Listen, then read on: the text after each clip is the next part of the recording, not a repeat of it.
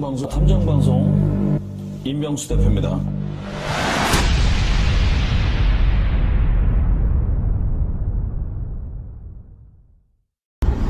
자, 2023년 기준으로, 현재 기준으로 2020년 8월부터 탐정이라는 용어를 쓸 수 있게 되었기 때문에 지금 현재 소위 얘기하는 탐정이나 흥신소 시장에 진입하는 사람들을 보면 제가 이제 분석을 해보니까 첫 번째, 기존에 흥신소를 좀 오래 했던 사람들 있잖아요. 흥신소 오래 했던 사람들, 10년, 20년, 30년 이렇게 했던 사람들이 탐정 용어를 쓸 수 있으니까 A 흥신소다 그러면 A 탐정사무소, B 흥신소다 그러면 B 탐정사무소 이렇게 표지가리만 해가지고 그렇게 운영하는 부류가 첫 번째 있고, 두 번째는 이제 경찰 출신들, 그러니까 경찰 하다가 정년퇴직을 하고 나오는 사람들, 또는 뭐 한 50 정도 가까이 돼서 더 늦기 전에 나가야겠다, 그래서 뭐 이렇게 중간에 나오는 사람들, 그렇게 두 번째 부류는 이제 경찰 출신들이 많아요. 전현직. 세 번째는 이제 저처럼 민간인 여러 다양한 직업군에서 탐정업으로 뛰어드는 사람들, 이렇게 세 개 부류로 나눌 수가 있는데 각각의 장단점을 말씀을 드릴게요.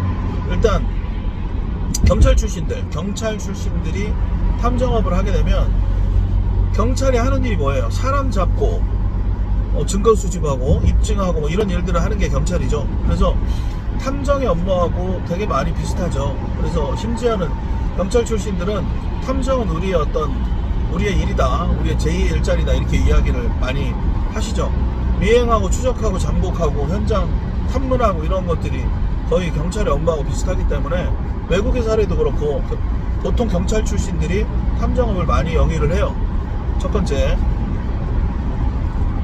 두 번째, 흥신소 출신들, 흥신소를 기존에 그냥 오래 했던 사람들, 뭐 감옥도 갔다 온 사람도 있을 거고, 이런 사람들의 장단점을 설명을 드리면, 장점은 의뢰인들을 많이 상대해 봤으니까 케어를 하고 관리를 하고 이런 거에 있어서 굉장히 강하겠죠. 그런데 그게 장점이냐 단점이 될 수 있다는 거예요. 자, 가지고 놀 줄 안다는 거야. 그 사람이 어려운 상황에서 탐정 사무소를 찾아오기 때문에 그 사람의 약점을 이용해 가지고, 아니면 뭐 불안함을 더 건드려 가지고 우리가 보통 뭐 300, 400, 500 받을 거를 3,000, 4,000, 5,000으로 완전 뽑풀려 버리는 거야. 그런 거를 잘하는 애들이, 기존에 흥신소를 오래 했던 애들이 그런 걸 잘한다. 그래서 우리 네이버에 흥신소나 탐정을 치면 막 이렇게 키워드 광고에 올라오고 막 그러죠. 그러면 그게 클릭당 뭐 굉장히 많은 광고비를 한 달에 뭐 수백만 원씩 지출할 텐데 그 돈을 어딘가에서 뽑아내야 될 거 아니겠습니까? 그렇기 때문에 이러한 의뢰인을 안 좋게 얘기하면 갖고 놀고 이용하고 돈을 쪽쪽 뽑아내고 이런 것들을 잘한다. 기존에 흥신소 했던 사람들이, 물론 다 그렇지는 않겠지만. 장점은 뭐가 있을까요? 글쎄요, 장점은 그게 많지는 않은 것 같아.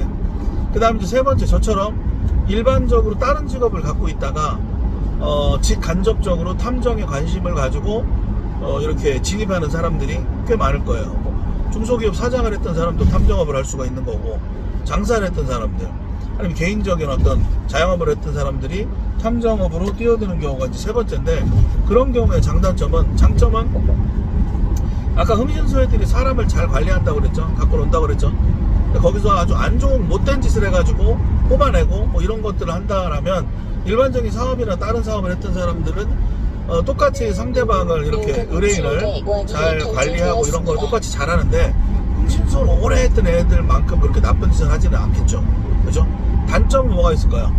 미행, 추적, 잠복이나 이런 것들을 안 해봤던 사람들이 많으니까 기술적인 부분이나 테크닉적인 부분에서 많이 딸릴 수가 있다. 그렇기 때문에 탐정을 준비를 한다. 그러면 이제 이 세 가지 중에 하나에 속할 거란 말이에요, 분명히. 다시 정리하면, 첫 번째, 내가 흥신소를 오래 했던 사람들은 굳이 뭐 탐정을 교육받고 뭐 이러려고는 안 하겠죠. 근데 내가 내세우기에 필요하니까 탐정 자격증 정도는 따가지고 그냥 이렇게 세팅해놓고 이런 걸로는 쓸 것이다. 두 번째, 경찰 출신들은 테크닉이나 이런 부분에 있어서 굉장히 잘한다. 근데 아까 단점을 얘기하는데 경찰 출신들의 단점이 있을 수가 있죠. 직장생활만 오래 했고 관에 있었기 때문에 고객으로 대하는 그러한 어떤 서비스식이나 이런 부분들이 살짝 떨어질 수 있는데, 이거는 시간이 지나면 또 어느 정도 회복을 하더라고요.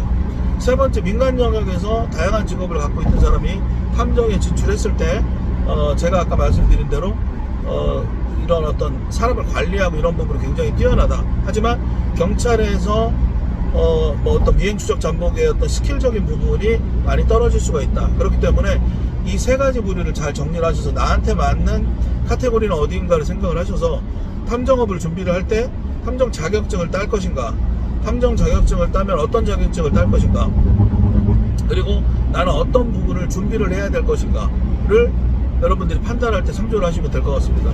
아시겠죠?